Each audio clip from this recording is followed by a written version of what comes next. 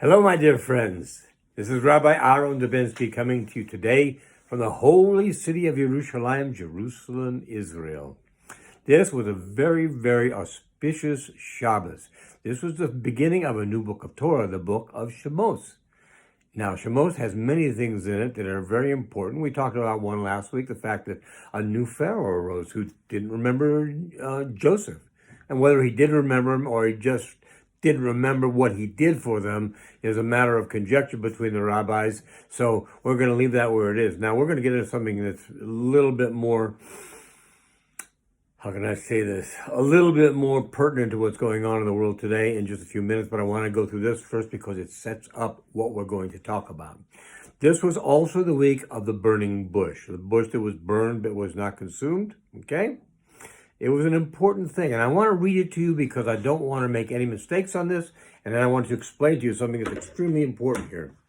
It says, Hashem said, for those of you who may not be Jewish, that means God, said, I have indeed seen the affliction of my people that is in Mitzrayim, that's Egypt, and I have heard its outcry because of its taskmasters, for I know its pains. I shall descend to rescue it from the hand of Mitzrayim, and to bring it up from the land to a good and spacious land. Okay. Why is it so important? What's Mitzrayim? The reason I use the Hebrew word instead of the English word is Egypt. It means nothing but an English word. Mitzrayim is another thing. In Hebrew, Metzer is straits. Things where you're in a tight confinement, where things are bothering you, where you're in a place of desperation, where things are very, very difficult, which is a lot like describing what the United States is today with the people there. Now, as you all have known, I've talked a little bit about politics in the past, maybe more than a little bit. But if you'll recall, I've never spoken specifically about a person by name or party. I gave you characteristics and let you figure out which is which, because I really think it's quite obvious to an intelligent person which is which. But today we're going to talk about even more than that. We're going to talk about specifics, because what's happened is in the last 48 hours, a lot of friends of mine, a lot of people I respect a great deal, have been taken off of social media by the social media companies. They have been basically banned. Free speech in America is now a thing of the past. And that's sad, because America is a shining light of democracy to all people around the world. That's why everybody comes there. You have a presidential candidate by the name of Joe Biden who says his first day in office, he's going to start taking down the wall on the southern border of America. Well, if he does that and anybody can come in and everybody will qualify for welfare payments, Section 8, Medicare, et cetera, where's the money going to come from? Oh, yes, it's going to come from you. It's going to come from all you fine people who work hard for a living, or at least try to work hard, except in the states where your governor won't allow you to go to work anymore. I'm sorry, I need to slow down, but I'm very excited about this, and you need to know what's going on. You need to know exactly what's going on.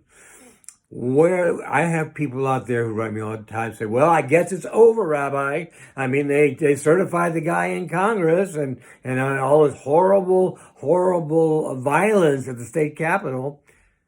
Well, take a look at the CDs a little bit more carefully. The violence at the state capitol was caused by a group of troublemakers dressed in Antifa caps.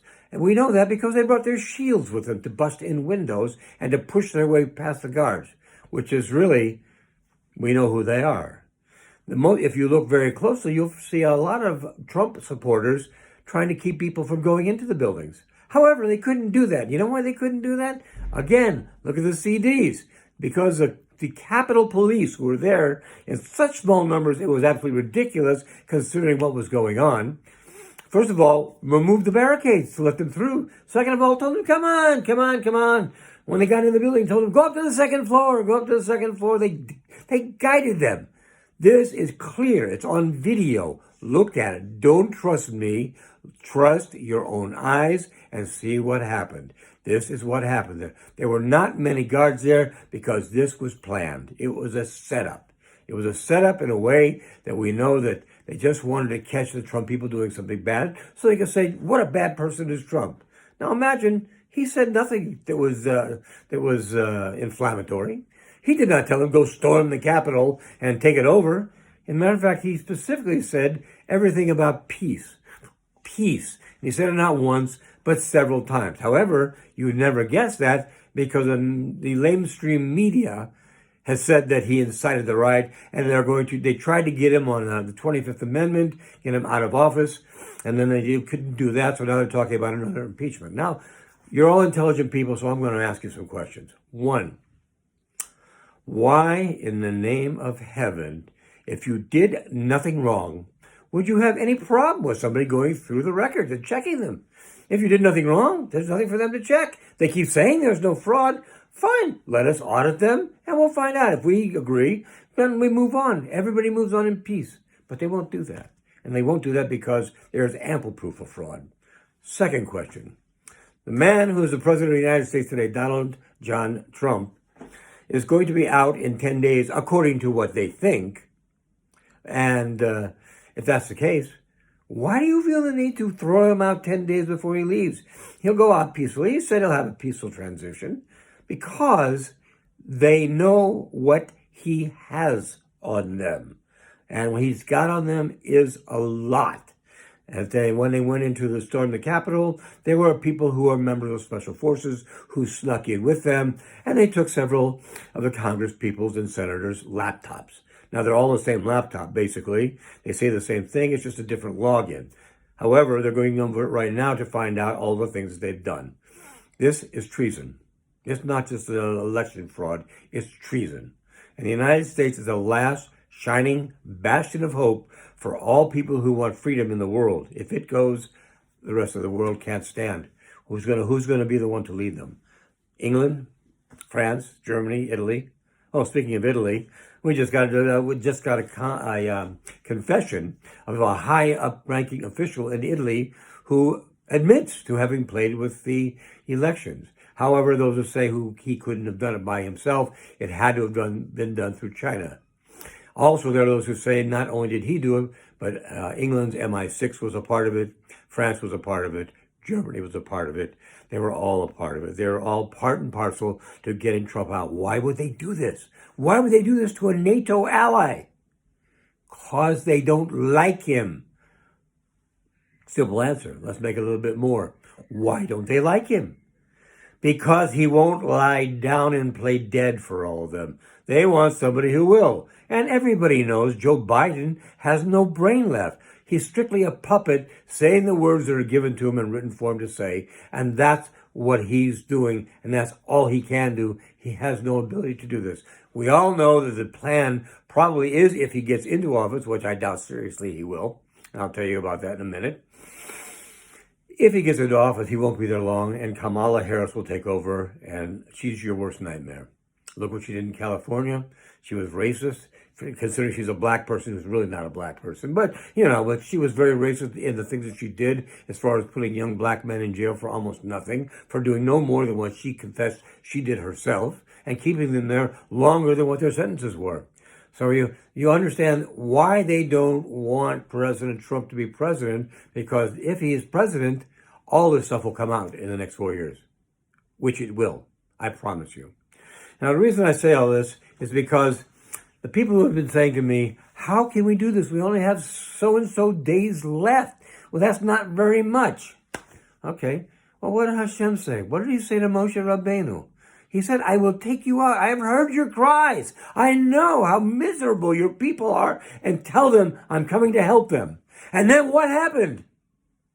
Then Pharaoh decided he wasn't going to give them straw to make bricks anymore. And they cried even more. And God was cried to by Moshe. And Moshe said, what have you done? You made their life even worse. And God said to Moshe, yes, it looks that way for right now.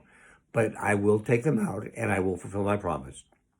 So it looks worse right now, but God will fulfill his promise. How could he possibly do it in such a short period of time? Well, gee, I don't know. It says in Torah that he created heaven and earth in 1 day.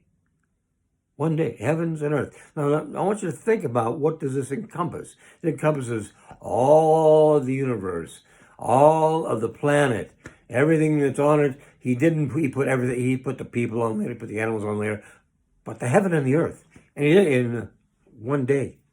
So do you suppose he could do something to help a situation that looks impossible in a week, 3 days, one day. Think about that. Think very carefully about that. You have someone about to come into office, and they're fighting so hard because they know they did wrong. They know they've been caught, and they know that as long as this man is president, Donald Trump, they're going to get caught. They're going to get caught, and they are going to get caught. But how? I'll tell you how. I don't know how. Doesn't matter. I don't know how. I don't know. Do you know that your body works every morning when you get up? Your lungs breathe, your heart beats. We've been over this before. It's all happened. Do you know how?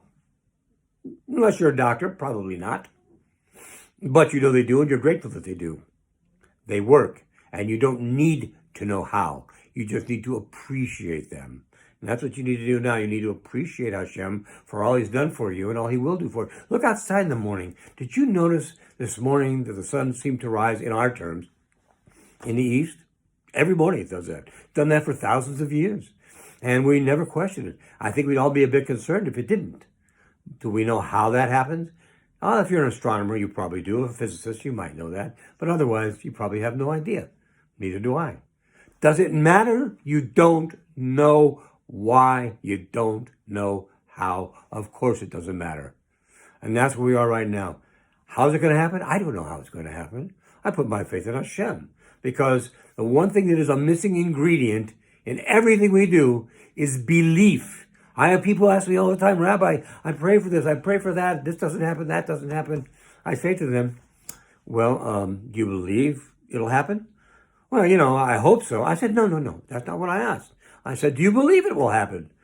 Well, I figure, what have I got to lose? Again, not the answer I was hoping for.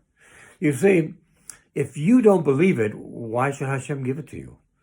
Why should he waste his time if you don't have the belief that this is going to happen? Now, don't get me wrong. You will not get everything you pray for. But the things that you pray for and fit into his plan, that is another story. And that's what we're talking about here. These things that fit into his plan. I don't believe that the creator of the universe wants someone to take over the last bastion of freedom in the entire planet away from a man who's been bringing the United States up in morality and helping Israel with his support. He's done everything that he's supposed to have done. You think Hashem will take him out? No, anything could happen. He could, that's possible. And if he does, there's a reason he does that. But I don't think so. And I don't think you should think so either. It's coming. It's all coming. They keep saying the storm is coming. Well, the storm is here, friends. They're banning people from social media who don't agree with their opinions. They're banning people. They're banning Parler, which is a social media site that is not Facebook, because so many people left Facebook and went to it. They're trying to try and ban it. Is this the kind of world we want to live in? If not, we need to do what we can do. We need to support the people who are pushing. We need to make sure the people we support are the people who are pushing for the right direction. Time for us to stand up. Time for us to keep our faith. Do not lose it now, even as times look darkest. Remember what Hashem said to Moshe Rabbeinu out of the burning bush. I will relieve them of this pain. I will help them. I will come. And at the end, even though it didn't seem like it was going to happen, he once again reaffirmed he would.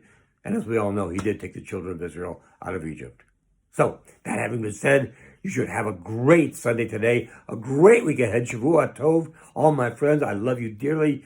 Keep your faith, stand strong, and do what is necessary in order to make sure that everything comes out the way Hashem wants it to come, because he requires your help as well. All the best, my friends. God bless.